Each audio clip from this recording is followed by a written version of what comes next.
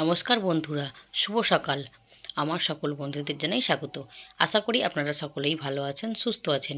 আমিও ভালো আছি, আমার পরিবারের সকলেই ভালো আছে, সুস্থ আছে। এই যে সকাল সকাল রান্না দিয়ে ব্লগটা শুরু করলাম। করলা আলুটাকে ভেজে তুলে নিয়েছি। ওই কড়াতেই তেল দিয়ে তেলটা গরম করে নিয়ে ফ্রিজে 4 পিস মতো মাছ ছিল। তো চিন্তা করছিলাম কি রান্না করব, তারপর ভাবলাম যে মাছ 4টে রয়েছে, তো এটাকেই ঝোল করে ফেলি। তো মাছগুলোকে ভেজে এই যে লাল করে তুলে নিচ্ছি। আর মাম তো মাছ হলে ভীষণ পছন্দ, কিন্তু বাবু একটু চেঁচামেচি করবে মাছ দেখে। আলু তুলে দিয়েছিলাম, আলুটাকেও নেড়েচেড়ে লাল করে ভেজে নিয়েছি। এবার আলুটাতে কেটে রাখা পেঁয়াজ দিয়ে দেবো।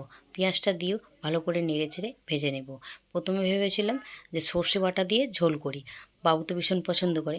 তারপর ভাবলাম সর্ষে বাটা করবো না, আদা রসুন দিয়ে দিই। এই যে আদা রসুন আর কাঁচা লঙ্কা একসঙ্গে পেস্ট করে রেখেছি, সেটাই দিয়ে দিলাম। দিয়ে ভালো করে আদা রসুনটাকে কষিয়ে নেব। আদা রসুনটাকে ভালো করে ভেজে নিয়েছি। ভেজে নেওয়ার পর এদিকে এই যে অল্প করেই কাঁচা লঙ্কা দিয়েছি এতে, যেহেতু কাঁচা লঙ্কা আদা রসুন আমি দিয়েছিলাম, তাই জন্য অল্প করে 2-4টে মতো কাঁচা লঙ্কা দিয়ে আর টমেটো দিয়ে ভালো করে পেস্ট করে নিয়েছি। পেস্ট করে নিয়ে রেগুলার যা মশলা সেই মশলাগুলোই দিয়ে দিলাম। ধনে গুঁড়ো, জিরে গুঁড়ো, লঙ্কা গুঁড়ো, হলুদ গুঁড়ো আর স্বাদ মতো লবণ দিয়ে ভালো করে কষিয়ে নিচ্ছি। কষিয়ে নিয়ে সামান্য পরিমাণে একটু জলও দিয়ে দিলাম, যাতে মশলাটা পুড়ে না যায়। মশলাটা আবারও ভালো করে কষিয়ে নেওয়ার পর এতে পরিমাণ মতো জল দিয়ে দেবো ঝোলের জন্য। জলটা দিয়ে ফুটে উঠতে দেবো। ঝোলটা এই যে এদিকে ফুটে উঠেছে। এবার এদিকে ভেজে রাখা মাছগুলোকে তুলে দেবো। মাছগুলোকে তুলে দিয়ে গ্যাসের ফ্লেমটা লো করে দিয়ে মিনিট 5 মতো ফুটতে দেবো। ফুটে উঠলেই ঝোলটা নামিয়ে নেব। আর ফ্রিজে যা ছিল আজকে তাই দিয়ে দুপুরে রান্নাবান্না করেছি। সোনা ড্যাডি দোকানে এতটাই ব্যস্ত হয়ে পড়ছে, মানে দোকানের মাল আনতে যেতে ব্যস্ত হয়ে পড়ছে, যার জন্যে মানে কিছুই আনার সময় করে উঠতে পারছে না। তাই যা ছিল তাই দিয়ে রান্নাবান্না কমপ্লিট করলাম। আর এই যে এদিকে মাছের ঝোলটাও হয়ে গেছে, আর এটাকে এবার নামিয়ে নেব। চলো বন্ধুরা, দুপুরে কী কী রান্না করলাম দেখে নিই। এই যে এদিকে রয়েছে করলা আলু ভাজা। করলা আলু ভাজা আমি একসঙ্গে করি, কারণ হচ্ছে মামার বাবু করলা খায় না, তো আলু একসঙ্গে ভাজলে আলু ভাজাটা খায়, তাই। আর এই যে এদিকে ভাত, আর ভাতের সঙ্গে আমি পেঁপে সেদ্ধ করে রেখেছি, মামের ড্যাডি খাবে বলে। একটা আলুও দিয়েছি সেদ্ধ।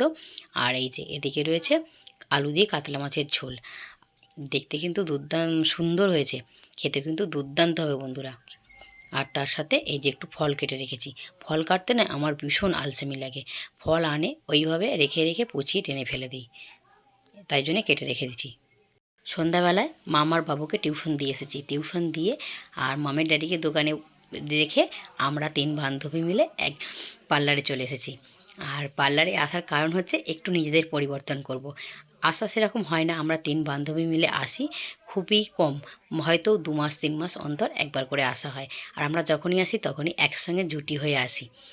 আর আমি আসি খুবই কম, শীত পড়েছিল আসি না, কারণ আসলেই তো আমার অ্যালার্জিতে গা ফুলে যাবে, তাই খুবই কম আসা হয়। আমরা যখনই আসি তখনই এই দাদাভাইয়ের কাছ থেকে ভ্রু ফিল আপ করি। আর আমরা পার্লারে আসি শুধু ভ্রু ফিল আপ করতেই, আর আদার্স কোনো চুল কাটা বলো, ফেসিয়াল বলো, এসব কিছুই করি না। ওই 9 মাসে 6 মাসে একবার আসি সবাই মিলে। আর ভ্রু ফিল আপের চেয়ে আনন্দটা বেশি হয় সবাই একসঙ্গে থাকি। আমাদের বাড়ি আসতে প্রায় রাত্রি 9টা মতো বেজে গেছে। আর এসে দোকানে ছিলাম, তো কিছু খাবার করা হয়নি, তো ভাবলাম আলু যেহেতু দুপুরবেলার ছিল সেদ্ধ করা, ভাতে ছিল, তো সেইটা দিয়েই একটু চপ বানিয়ে নিলাম। রাত্রিবেলা চপ মুড়ি খেয়ে আজকে রাতটা কাটিয়ে নেব। আমার মতো রাত্রিরে চপ মুড়ি খেতে কে কে ভালোবাসেন অবশ্যই কমেন্ট করে জানাবেন। আমি আমার বাবু ভীষণই ভালোবাসি। তো আজকের মতো ব্লগটা আমি এখানেই শেষ করব। আমার ব্লগটা যদি আপনাদের কোথাও কোনো অংশে ভালো লেগে থাকে, লাইক কমেন্ট শেয়ার করার জন্য অনুরোধ রইল।